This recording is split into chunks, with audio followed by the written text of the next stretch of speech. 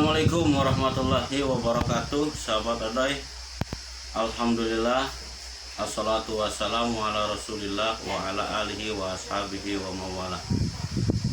Puji syukur kita panjatkan kehadirat Allah subhanahu wa ta'ala. Salawat beserta salam semoga terlimpah kepada junjungan kita Nabi Muhammad sallallahu alaihi wasallam. Sahabat Aday,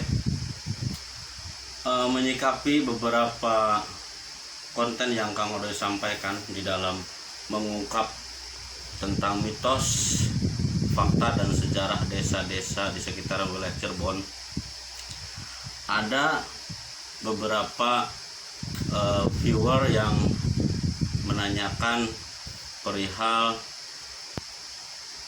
mengapa mengungkap mitos, fakta dan sejarah tidak seperti orang-orang lain, seperti konten-konten yang lain menggunakan media atau biasanya menggunakan mediumisasi. Mungkin itu bukan jawabannya. Kang Odoy di sini kasih jawaban.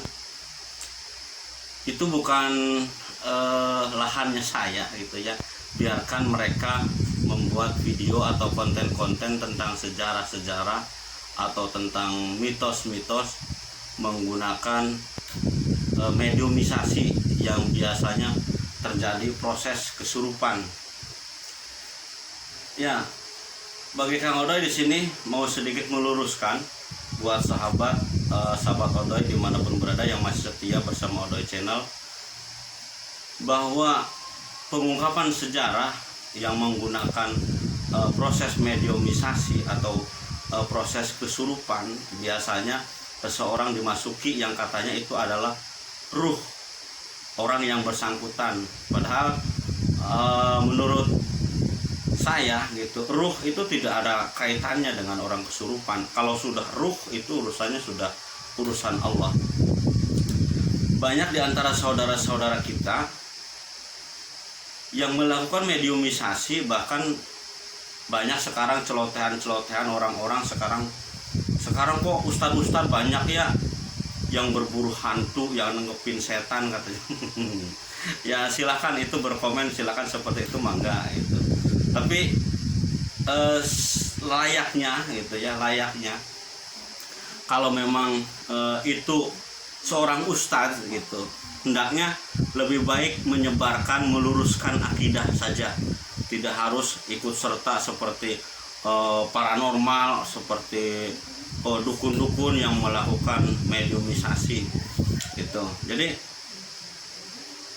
perlu sahabat Odoy ketahui, di dalam hal mediumisasi sebetulnya proses masuknya kepada seseorang itu bukan ruh sama sekali, itu bukan ruh.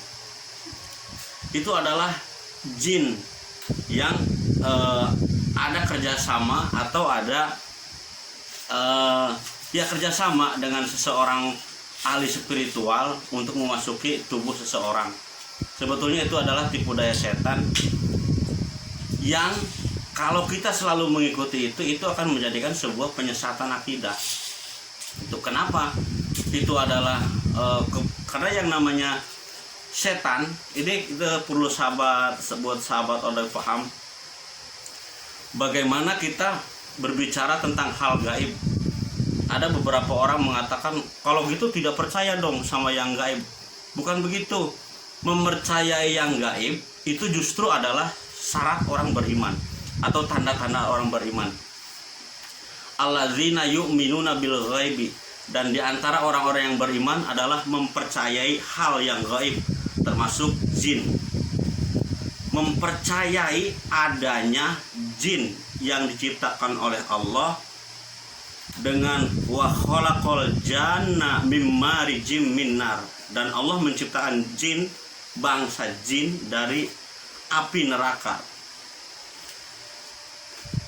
Nah, itu adalah satu bukti nyata bahwa makhluk halus sebangsa jin itu adalah yang wajib kita percayai adanya. Tapi bukan berarti percaya kita mengikuti segala keinginan yang diinginkan oleh makhluk bangsa jin. Justru yang namanya mengungkap fakta atau sejarah itu harusnya kepada orang yang mengerti sejarah, kepada pelaku sejarah kalau masih ada, minimal kepada keturunan pelaku sejarah atau kepada saksi sejarah yang masih ada.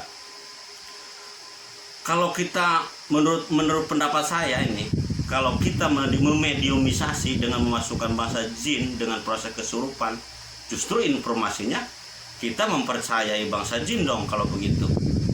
Itu jawaban Kang Odoy. Kenapa Kang Odoy tidak melakukan mediumisasi? Maaf sekali sahabat Odoy ya, Kang Odoy bukan seorang paranormal, apalagi seorang ustadz, bukan. Ya, Kang Odoy ini hanya orang biasa yang sedang punya keinginan untuk mengungkap fakta sejarah tentang desa-desa di sekitar kita. Wallahu alam kebenarannya, tapi sebagai referensi Kang Odoy menyampaikan apa yang disampaikan di dalam video Kang Odoy itu adalah hasil dari referensi dari Dinas Kebudayaan yang dipadu-padankan dengan hasil wawancara di lapangan atau di desa-desa yang berkaitan, termasuk berbincang-bincang dengan tokoh masyarakat, dengan tokoh adat, dengan saksi sejarah, atau dengan orang-orang yang punya dasar pemahaman sejarah tentang desa-desa yang berkaitan. Itu saja sahabat Odoy. Mohon maaf, sekali lagi mohon maaf, Kang Odoy bukan ranahnya untuk melakukan mediumisasi. Silahkan biarkan mereka, tapi pahamilah buat sahabat Odoy, silahkan menilai masing-masing yang mana. Yang jelas proses mediumisasi itu bukan memasukkan ruh orang yang bersangkutan, tapi yang masuk ke dalam tubuh manusia sebagai mediumisasi itu adalah makhluk sebangsa jin.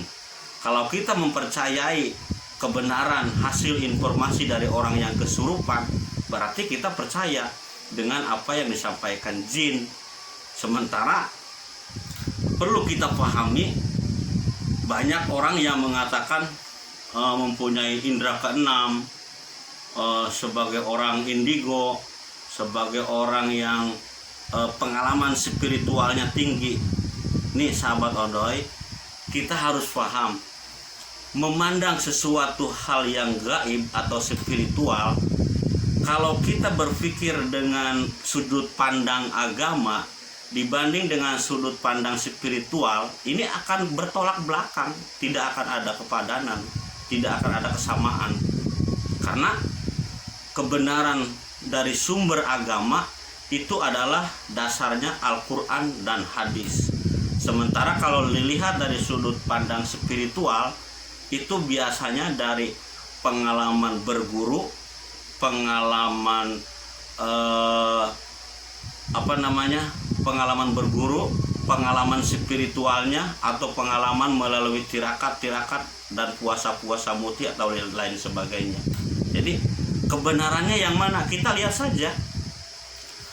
Allah mengatakan di dalam Al-Quran, A'udzubillahi minasyaitonirrajim, innahu yurakum huwa qabiluhu min haitsu la tarawnahum inna ja'alna syayatin auliya'i lilladzina la yu'minun.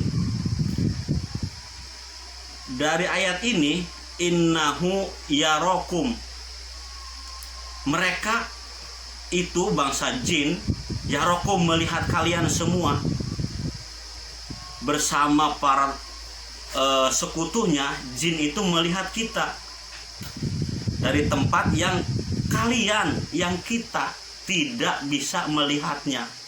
Jadi kalau orang mengatakan bisa melihat jin dengan bertentangan dengan ayat ini otomatis ya, karena ayat ini adalah firman Allah. Kalau orang mengatakan yang bertentangan dengan firman Allah, maka hukumnya adalah kufur. Satu ayat pun yang bertentangan dengan ayat Al-Quran, hukumnya adalah kufur.